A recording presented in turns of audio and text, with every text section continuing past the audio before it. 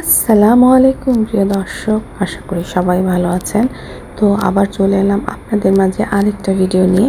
আজকে কথা বলবো হানি বানিকে নিয়ে, মিন্স মিকা বুতুরি আর হচ্ছে বাবু খাইসোকে নিয়ে। তো প্রথমে আসি হচ্ছে মিকা বুতুরিকে নিয়ে। মিকা বুতুরি তো স্বামীর অসুস্থ, সেই জন্য সে গতকাল চলে আসছে এবং একা একা চলে আসছে, কিন্তু সে কিন্তু কারো সাহায্য নিয়ে আসে নাই। সে একা একা তার মেয়েকে নিয়ে সে ঢাকা শহরে চলে আসছে। তো আসার পরে তিনটা ভিডিও দিল স্বামীকে নিয়েই।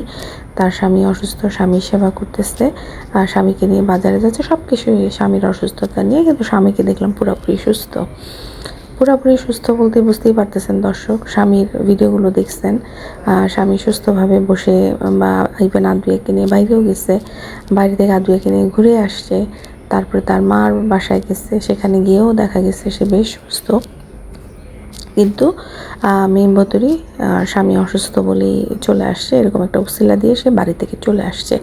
আসলে তার বাড়িতে ভালো লাগতেছিল না, যেহেতু গু খাইসু চলে আসছে সেজন্য। তো যাই হোক, এবার বলি যে ভুতুরির কিছু জিনিস ন্যাকামো আমি একটু আপনাদের সামনে বলি। ভুতুরি বলতেছে যে সে নাকি প্রথম ঢাকা শহরে নাকি প্রথম বাজারে যাচ্ছে, তার নাকি খুব ভয় লাগতেছে, স্বামী অসুস্থ। সেই নিয়ে স্বামী এমন কি অসুস্থ রে ভাই, জ্বর হয়েছে একটা মানুষের, সেটা নিয়ে এত ন্যাকামি করার তো কোনো মানে নাই। তো সেখানেই এক মানে বোকাচাঁদা কি বলে এটাকে, বোকাচান্দা না কি যেন একটা বলে, এই ধরনের একটা মহিলা কমেন্ট করছে, তোমার ভয় পাওয়ার কি আছে, তোমার শ্বশুর বাড়ি আছে, শারমিনকে ডাক দিবা, শারমিন হচ্ছে গিয়ে গিয়ে তোমাকে বাজার টাজার করে দিবে। আরে বেটি, শারমিন মহিলা, এই বেটি মহিলা না? হ্যাঁ, নাকি শারমিনকে বেটা বেটা মনে হইতেছে? আর যে বেটি সেই শরীয়তপুর থেকে একা একা বাচ্চা নিয়ে ঢাকায় চলে আসে, তার আবার কিসের ভয় রে? আর এই মহিলা যখন এই আদবিয়াকে নিয়ে একা ঢাকা শহরে থাকতে আসছে, কার ভরসায় আসছে? কেউ নিয়ে আসছিল সাথে? কার ভরসায় আসছে? সেই সমস্ত ন্যাকামো শোনায় মানুষকে, দর্শককে, ফাজিল মহিলা। তো যাই হোক, সেই সমস্ত ন্যাকামো কথাবার্তা বলল। এসব ন্যাকামো কথাবার্তা ওই যে সমস্ত ফালতু কিছু দর্শক আছে না, এরাই ওই সমস্ত কমেন্টগুলো পড়ে। তো এরপরে আসি হচ্ছে হানিবানি, মানে গু খাইসোর কথা বলি। গু খাইসো তার কমেন্ট বক্স অফ করে রাখছে। কেন করে রাখছে? কারণ সে এমন গাতন খাইছে দর্শকদের কাছ থেকে যে সে এখন আর নিতে পারতেছে না। দেখছেন তো, এদের পুরা গোষ্ঠী কিন্তু এখন কমেন্ট বক্স অফ করে রাখছে, কারো কমেন্ট বক্স খোলা না। হ্যাঁ, সাবিনার কমেন্ট বক্স খোলা, কিন্তু তাও যারা ভালো কমেন্ট করে তাদের জন্য, যেগুলি খারাপ কমেন্ট সেগুলো কিন্তু ডিলিট করে দেয়। তো যাই হোক, এবার হচ্ছে গিয়ে বলি যে হানিবানির কতটা নিচু মনের, ওইটাকে যে আমি বলছি রাস্তার কুত্তা, আসলেই রাস্তার কুত্তা। তো এবার বলি কেন। দেখলাম যে সে তার বাসায় গেছে এবং তার বড় ভাইটা কিন্তু যথেষ্ট ভদ্র এবং ভালো একটা মানুষ, এবং তার ওয়াইফও কিন্তু বেশ ভালো। তো বড় ভাইটার হচ্ছে ইউটিউবের টাকা আসছে, তো বাবু সেখান থেকে 5,000 টাকা চাইতেছে। বাবু বলতেছে যে তার কাছে নাকি সে টাকা পাবে। তো কিন্তু তার মা কিন্তু বলে দিছে ঘুষ কেন? কারণ কাগজপত্র বা চ্যানেলটা বাবু ঠিক করে দিছে। তো মা বলে দিচ্ছে, কারণ মা জানে বাবু কীরকম ছেলে, যে ছেলে কিনা বাবা অসুস্থ, মা অসুস্থ, ধারে কাছে আসে না, সে কেমন সেটা বাবুর মা খুব ভালো করে জানে।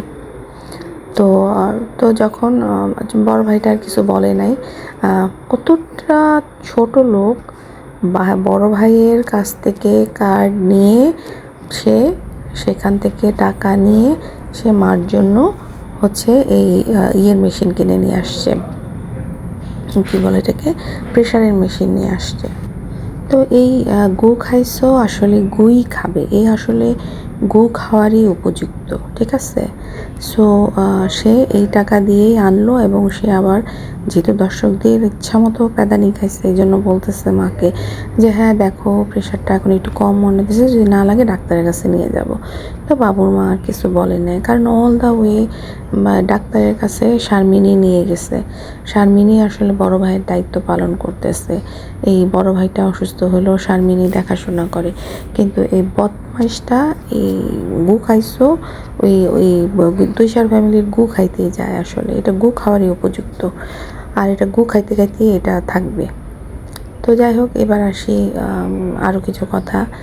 সেটা হচ্ছে যে শারমিন কেন যাচ্ছে না। অনেকেই বলে কথাটা কমেন্টে যে শারমিন কেন ইয়ের বাসায় যায় না, কি যেন বলে, মিমের বাসায় কেন যায় না, মানে বুতুরির বাসায় কেন যায় না। কিভাবে যাবে বলেন আমাকে? যখন বুতুরির বাসায় যাইতো তখন হচ্ছে সে ভুতুরিকে নিজের চাচাতো বোন হিসাবে মনে করে যাইতো। সেখানে কিন্তু সে বেশ স্বচ্ছন্দভাবেই যাওয়া আসা করছে। আর মেকআপ ভুতুরি কিন্তু একদম পুরাপুরিভাবে কিন্তু শারমিনকে ইউজ করে নিছে। যেইখানে গেছে শারমিনকে নিয়ে গেছে। শারমিনের এই মিমের বোঝা, মিমের ভিডিও করা সব কিন্তু এই শারমিনকে দিয়ে করাইছে। তারপরে যখন এই বিয়ের সময়, তানজিলার বিয়ের সময় যখন তিশা ওদেরকে নিয়ে যা তা কথা বলল, তখন কিন্তু মিম ওদের হয়ে একটা কথাও বলে নাই। তা মিম কতটা স্বার্থপর সেটা আসলে খুব ভালো করেই শারমিন জানে। আর আসলে এই ধরনের একটা মেয়ে নিজের ভাইয়ের বউ হবে, যে মেয়েটা এতটা স্বার্থপর, সেটা মেনে নেওয়াও কঠিন। আর এছাড়াও বিয়ের সময় ওরা যা যা করছে না, এটাও মেনে নেওয়া যায় না। যেসব গাধাচন্ডী মার্কা দর্শক, এদের ফ্যান, এরা যে আসলে কোন শ্রেণীর দর্শক আমার খুব দেখার ইচ্ছা, যে এরা এই মেকআপ ভুতুড়িদের ফ্যান কারা আসলে। তো এই যে বিয়ের সময় দেখেন, যেখানে কিনা যেটা আমরা সব সময় দেখে আসছি যে বিয়ে মানে হচ্ছে ছেলেপক্ষ মেয়ের বাড়িতে এসে খায়, সেখানে তিশা জিনিসটাকে পুরা উল্টায় দিচ্ছে। তারা যাবে ছেলের বাড়িতে খাইতে, পুরা জিনিসটাকে সে উল্টা করে দিতে চাইছে। কারণ কি, এই মহিলারা তো খালি ফ্রি খাইতে যায় সব জায়গায়। এই বাপ্পি আর হলো, সরি বাপ্পি না, এই কি নাম, তিশা আর হচ্ছে তিশার লেলানো কুত্তাটা, ওই দুইটা হচ্ছে ফ্রি খাইতে যায়। তো একটা বিয়ে খাইতে তোরা আসছিস, তোরা বড় বোন বড় ভাইয়ের দায়িত্ব পালন করতে আসছিস, সেখানে তোরা খাওয়ার ব্যাপারে কিছুই করলি না।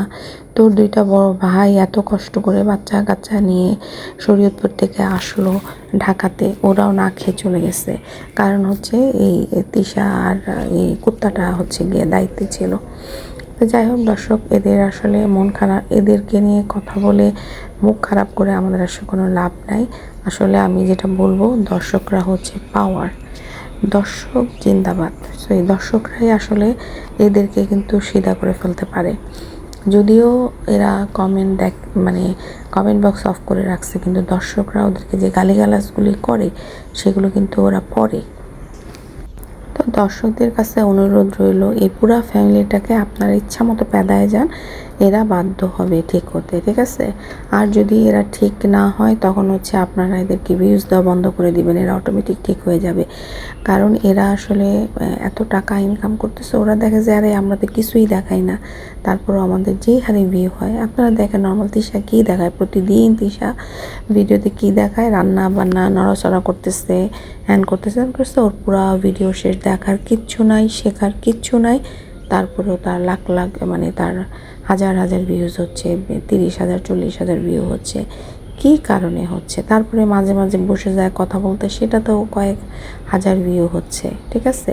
ওইখানে ওই নাম জানি কি, ওইটা ফালতু, সবাই অনেকে বলতেছে ওকে ফাতরা নাজনীন। এই মহিলা প্রতিটা দিন তার চেহারা নিয়ে ক্যামেরার সামনে বসে যায়, চোখ একটা এদিকে নেয় ওইদিকে নেয় সেদিকে নেয়। হ্যাঁ, বুঝলাম এটা তার অভ্যাস, কিন্তু ওর কি এত গল্প? আপনারা বলতে পারেন যে পৃথিবীতে যত কিছু ঘটে সব কিছুর সাথে আপনার একটা ঘটনা জড়িত থাকে? এটা বললে কি মানুষ সেগুলো, কিন্তু এই গল্পকে মানুষ নিবে? তো যাই হোক, আজকে আর বেশি কথা বলবো না, সবাই ভালো থাকবেন।